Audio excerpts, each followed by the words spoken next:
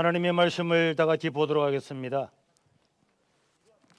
하나님의 말씀은 출애굽기 5장 1절에서 4절입니다. 그 후에 모세와 아론이 바로에게 가서 이르되 이스라엘의 하나님 여호와께서 이렇게 말씀하시기를 내 백성을 보내라. 그러면 그들이 광야에서 내 앞에 절기를 지킬 것이니라 하셨나이다. 바로가 이르되 여호와가 누구이기에 내가 그의 목소리를 듣고 이스라엘을 보내겠느냐? 나는 여호와를 알지 못하니 이스라엘을 보내지 아니하리라. 그들이 이르되 히브리인의 하나님이 우리에게 나타나셨은즉 우리가 광야로 살 결정 가서 우리 하나님 여호와께 제사를 드리려 하오니 가도록 허락하소서. 여호와께서 전염병이나 칼로 우리를 치실까 두려워하나이다. 애굽 왕이 그들에게 이르되 모세와 아론아 너희가 어찌하여 백성의 노역을 쉬게 하려느냐? 가서 너희의 노역이나 하라. 아멘. 오늘 우리 한국 교회는 예배 문제로 인하여서 심각한 위기에 직면하게 되었습니다. 정부는 코로나와 예배를 연관시켜서 교회를 코로나의 주범처럼 보이게 하므로 실제적으로는 교회를 탄압하는 것처럼 보이고 있습니다. 어제 정부는 수도권은 10%를 예배를 드리고 비수도권은 교회 규모에 따라서 20%라고 했는데 부산시만 10%로 슬그머니 낮추어 발표를 했습니다. 저는 우리 부산이 언제 수도권에 편입되었는지 궁금하지 않을 수가 없습니다. 지금까지 교회는 단 한 번도 특혜를 요구한 적이 없습니다. 한국교회의 98%는 지난 1년간 거의 교회 문을 닫아왔습니다. 지난 금요일날 교회 폐쇄에 대한 가처분 신청 기각에서 재판부는 예배의 자유 등의 침해로 인한 손해는 회복하기 어려운 손해에 해당하고 시설 폐쇄 처분은 끝나는 시기를 명시하지 않아 교회 내에서의 대면 예배를 원천적으로 차단하고 있으므로 긴급한 필요를 인정하였으나 시설 폐쇄 집행 처분에 대하여 기각을 한 것은 오직 공공복리에 중대한 악영향을 미칠 우려가 있기 때문이라고 했습니다. 그러나 마스크를 착용하고 사회적 거리두기 등의 방역 수칙을 지킨 교회의 정규 예배에 대해서 코로나 확진자가 발생하지도 않았음에도 불구하고 또 정규 예배를 통하여서 코로나가 발생한다는 어떤 증거도 제시하지 않고 소명도 하지 못하면서 공공복리에 위험할 것이라는 오직 추정만으로 교회를 폐쇄한다는 것은 결단코 받아들일 수가 없는 것입니다. 만약에 정부의 방침처럼 어떤 수치도 증거도 제시하지 않으면서 정규 예배가 코로나에 걸릴 가능성이 있다는 이유만으로 교회를 폐쇄한다면 불특정 다수가 밀집한 서울에만 하루에 730만 명이 발비릴 틈도 없이 타고 다니는 지하철은 어떻게 되는 겁니까? 마스크를 쓰지 않고 밥을 먹어야 되는 식당은 어떻게 해야 됩니까? 수많은 사람들이 밀집하는 관공서는요, 일반 직장은 다 폐쇄되어야 된다는 말입니까? 이것이 정부가 말하는 과학이고 이것이 정부가 말하는 진정한 방역입니까? 우리가 어느 정도의 이해가 되면은 마땅히 우리도 자영업을 하고 우리도 직장생활을 하고 교인들은 외계인입니까? 다 같은 시민으로 살아가는 겁니다. 10,000명 들어가는 교회도 20명 미만만 모이라, 5,000명 들어가는 교회도 위험하니까 20명 미만만 모이라 하면서도 관공서나 회사나 지하철이나 버스나 마트나 음식점이나 백화점이나 아울렛이나 어느 것이 더 위험하다고 교회를 이렇게 핍박하는 것입니까? 합리적이지 않기 때문에 따라갈 수가 없는 것입니다. 작년 7월 16일 날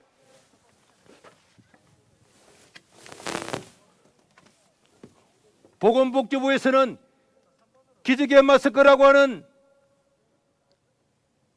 내용의 이야기를 언론에 낸 바가 있습니다. 박능우 장관은 지난 7월 16일 날 수원의 한 교회에서는 확진자 3명이 여러 번에 걸쳐 교회를 방문했지만 교회의 강력한 마스크 조치로 9천여 명의 교인 중 추가 감염자가 한 명도 나오지 않았다고 본인들이 그렇게 이야기를 했습니다.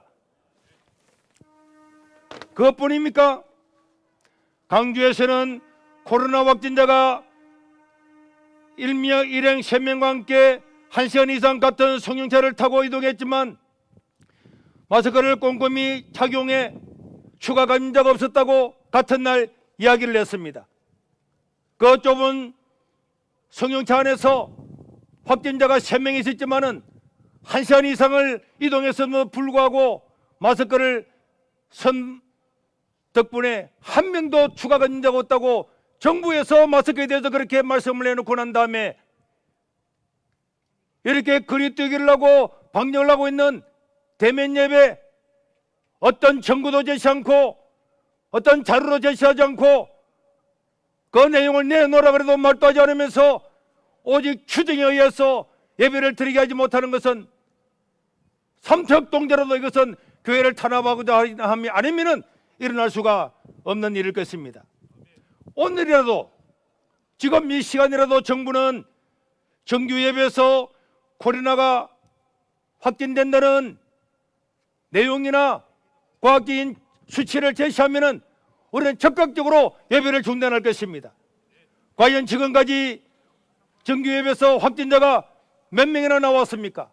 그런 수치가 있으면은 지금 이 시간에 우리에게 공개해 주시기를 바랍니다. 수치는 내놓지 않으면서 주묵 국어식으로 10,000명 모이는 교회도 들어가는 교회도 20명 미만으로 이것은 우리가 도저히 용납할 수가 없는 것입니다. 지난 12월 31일 질병본부 발표에 의하면 전체 6만여 명의 확진자 중에 교회를 포함한 다른 종교시설 전체 관련자는 6.7%였습니다. 모든 종교를 다 합쳐서 감염자가 6.7%였고 다른 종교를 제외하면 기독교 인구는 더 줄어드는 거고 우리나라 전체 기독교 인구의 18%에 의하면 수치는 더욱더 내려가는 것입니다. 그런데 여러분, 왜 교회만 부각시킵니까? 왜 교회만 코로나의 주범처럼 보이게 합니까? 그러니까 우리는 마땅히 종교를 탄압하는 것으로 말하지 않을 수가 없는 것입니다. 오늘 우리가 읽었던 출애굽기 5장에도 예배에 관한 놀라운 이야기가 나와 있습니다. 430년 동안 애굽 나라에 종살이하고 있던 이스라엘 백성들은 모세에 의해서 출애굽을 하게 되는데 하나님의 명령을 받았던 모세는 출애굽기 4장 23절에 보니까 내 아들을 보내어 나를 섬기게 하라. 하나님은 자기 백성들을 아들로 삼으시고 그들을 내보내서 나를 섬기게 하라. 이 섬기라고 하는 것이 NIV나 모든 것에서 예배로 번역이 되고 있는 것입니다. 하나님은 바로의 앞자리에 있는 사람들이 나와서 하나님께 예배하라고 말씀했습니다. 5장 1절에도 내 백성을 보내라. 그러면 그들이 내 절기를 지킬 것이니라. 이스라엘 나라에서 절기의 핵심은 안식일입니다. 그들이 나와서 하나님께 예배하고 안식일을 지키고 절기를 지키라고 이야기를 했습니다. 그러나 애굽의 파라오 왕은 아니다, 못 간다, 나만 섬기라. 이 전쟁은 오늘날까지 이어지고 있는 것입니다. 어느 시대나 바로 같은 사람들은 예배하지 말아라, 예배할 수 없게 하라 이렇게 하는 거고 하나님의 백성들은 하나님을 예배하는 것이 마땅한 것입니다. 지금 교회는 다음 세대의 신앙의 절벽을 맞이했습니다. 지난 1년 동안에 전국 교회는 주일학교로 중단했습니다. 중고등부를 중단했습니다. 청년 예배를 중단했습니다. 코로나가 언제 끝날지도 모르는데 우리 어린 세대가 1년 가까이 예배를 드리지를 못한 것입니다. 이 코로나가 언제 끝날까요? 알 수가 없는 것입니다. 1년, 2년 동안에 우리의 자녀들이 예배 드리지를 못하고 하나님의 말씀을 배우지 못한다면 우리는 다음 세대가 어떻게 될 것인지 심각하게 고민하지 않을 수가 없는 것입니다. 장년들보다도 어른들보다도 10배나 100배나 우리 다음 세대가 걱정이 되는 것입니다. 만약에 여러분들의 자녀들을 학교에 1년, 2년 보내지 않았다면 여러분들은 그냥 참고 따르겠습니까? 저는 우리 한국교회의 미래를 생각하면서 이것이야말로 정말로 위기라고 생각하는 것입니다. 어떤 사람들은 사마리아 여인과 예수님의 이야기를 하면서 비대면 예배야말로 제2의 종교개혁이고 불 꺼진 교회야말로 아름답고 선하고 칭찬할 만하다고 하는 이런 얼빠진 사이비들도 있습니다. 요한복음 4장에 보면은 예수님과 사마리아 여자의 이야기가 나와 있습니다. 여러분, 사마리아가 어느 곳입니까? 유대인들과는 적대적인 관계에 살고 있는 곳이 사마리아 땅입니다. 그러나 우리 예수님은 그 사마리아 땅에 있는 한 여인, 하나님을 사모하고 예루살렘에 예배드리지 못하는 한 여인을 사마리아까지 찾아간 것입니다. 그리고 우리 예수님은 그 사마리아 여인이 예루살렘에 가고 싶어 함에도 불구하고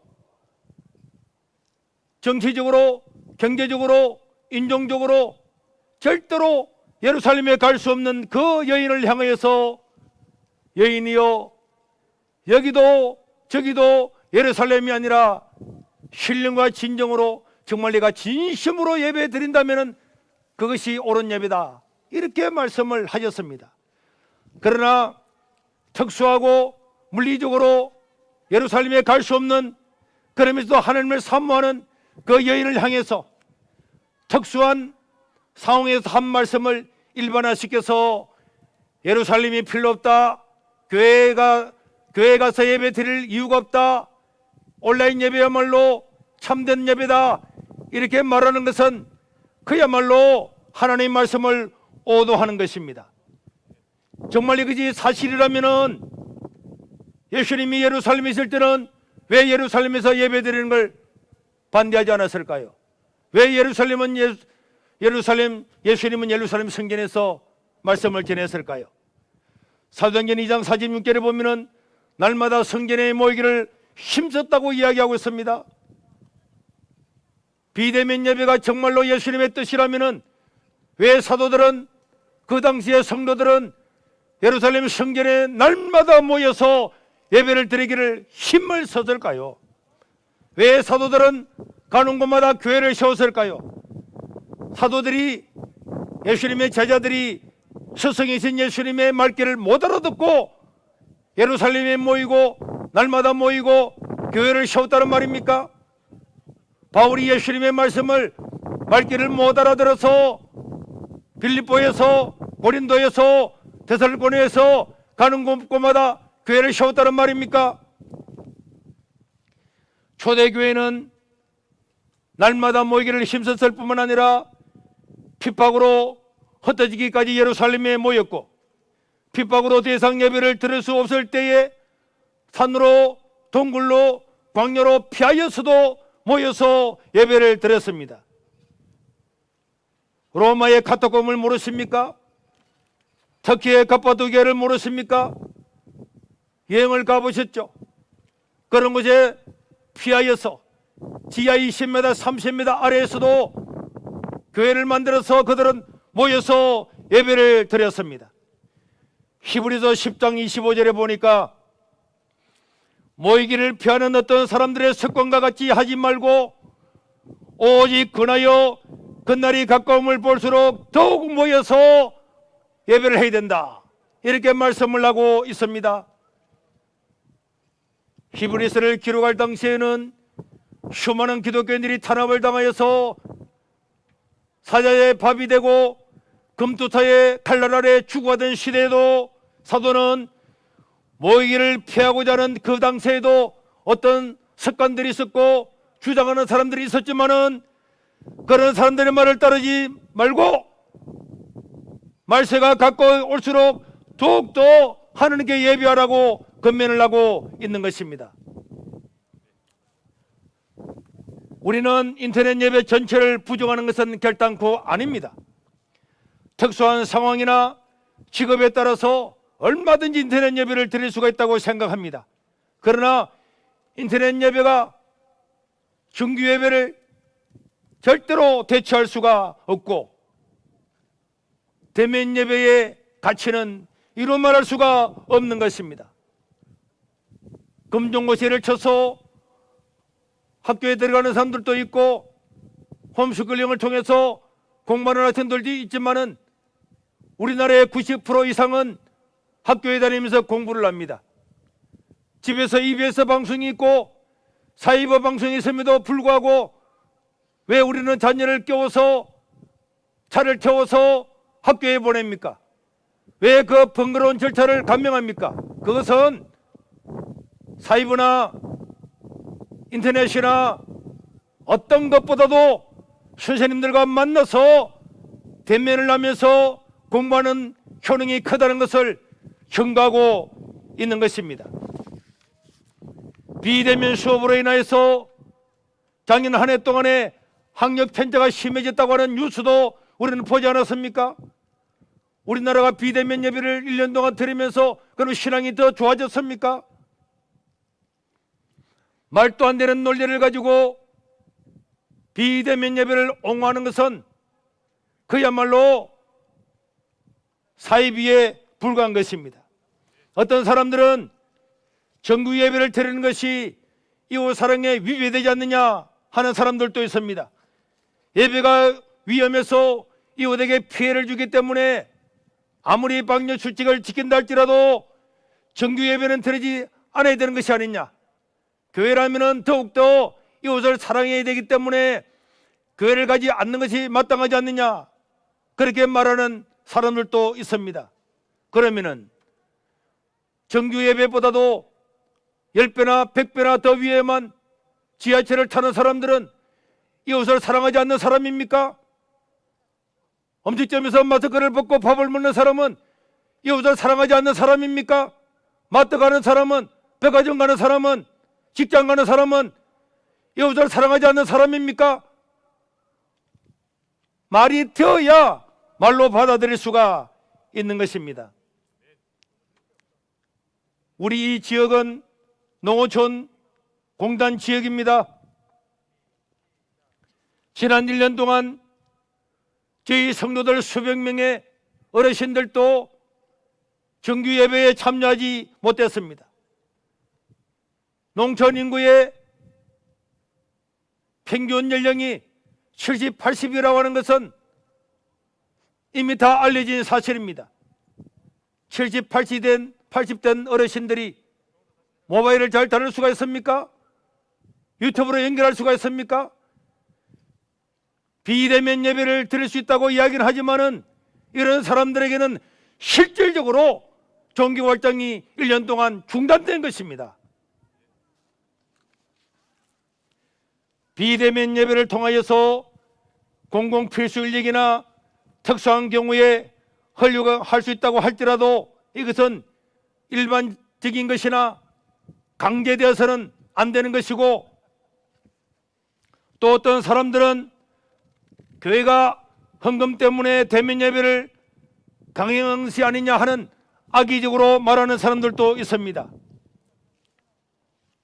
그러면은 오늘 여기 있는 기자분들은 열심히 공부하여서 사회에서 정의와 진실을 보도하겠다는 일념으로 공부하여서 기자가 되었는데 이분들 또 회사로부터 월급 받겠죠? 이들이 월급 받는다고 해서 돈 때문에 기자한다고 하면은 이게 모욕 아닙니까? 평소에는 대형교회가 돈 때문에 그렇다고 그렇게 힐난했던 사람들이 지금 한국의 대형교회는 다 문을 닫았습니다. 그러면 왜 돈과 연관없다는 이야기를 하지를 않습니까? 하나님께 드리는 헌금은 성경적인 하나님의 가르침입니다.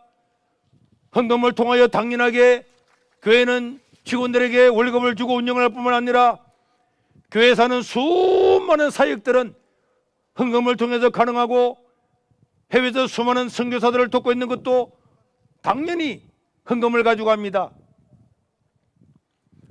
물론 우리 세계로 교회는 정규 예배 시간에도 헌금 시간이 없습니다만은, 그러나 여러분, 우리는 지난 10년간 이 농어촌에 위치했음에도 불구하고 8천여 명의 불특정 다수에게, 그분이 누군지도 모르지만은 어려운 사람들, 시골의 노인들 8천여 명에게 백내장 수술을 무료로 해드렸습니다.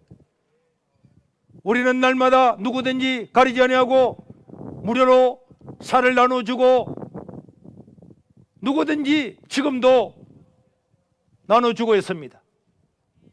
청년들이 결혼하면은 결혼의 모든 부대 비용을 뷔페 식사까지 교회가 전체를 책임을 져주고 있습니다. 이 외에도 수많은 헌금을 통해서 우리는 사회를 위해서 일을 하고 있는 것입니다.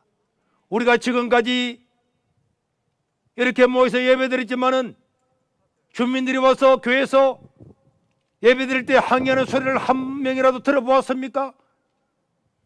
우리는 주민들과 함께 왔고, 이 코로나 시대에도 어려운 중에도 교인들이 헌금하여서 어려운 사람에게는 500만 원, 300만 원, 100만 원, 50만 원, 30만 원 수백 명에게 지원을 해 주었습니다. 무엇을 했습니까? 바로 우리들의 헌금으로 한 것입니다.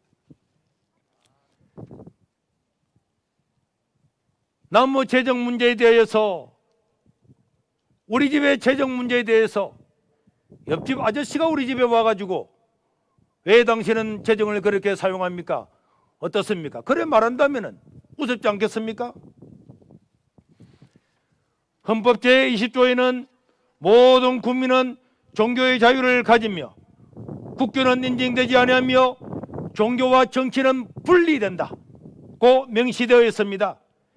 이러한 종교의 자유는 인권 보장의 역사에서 가장 오래된 기본권 중 하나로 정신적 기본권 중 가장 양심의 자유와 함께 가장 근원적이고 중요한 기본권으로 평가되고 있는 것입니다. 헌법에서 말하는 종교의 자유, 양심의 자유, 집회 결사의 자유, 언론의 자유는 먹고 사는 문제, 즉 경제적 자유보다도 우위가 있는 가치이기 때문에 비록 제한된다고 할지라도 최소한으로 제한하는 것이 우리 대한민국의 헌법 정신인 것입니다. 왜 이것을 헌법에 명시적으로 기록을 해 놓았을까요? 저 80년도에는 남북 대치라고 하는 그런 핑계를 대면서 종교의 자유, 표현의 자유, 집회의 자유, 언론의 자유를 침해했습니다. 이런 때를 위해서 어떤 독재자들이나 정치하는 사람들이 자기의 정치적인 이유 때문에 백신들의 이런 기본적인 인권을 억압할 것을 대비해서 헌법은 기록을 하고 명시적으로 해놓은 것입니다. 종교의 자유 또한 종교 분리를 명시한 것은 국가가 자기들의 어떤 이익이나 정치적인 방법 때문에 교회에 관여하지 못하도록 명시를 하고 있는 것입니다. 그런데 정부는 교회 구성원들의 의사를 깡그리 무시하고 예배의 방식까지 비대면으로 드릴 것이냐, 온라인으로 드릴 것이냐, 정규로 드릴 것인가, 그 방식을 국가가 정하고 있습니다.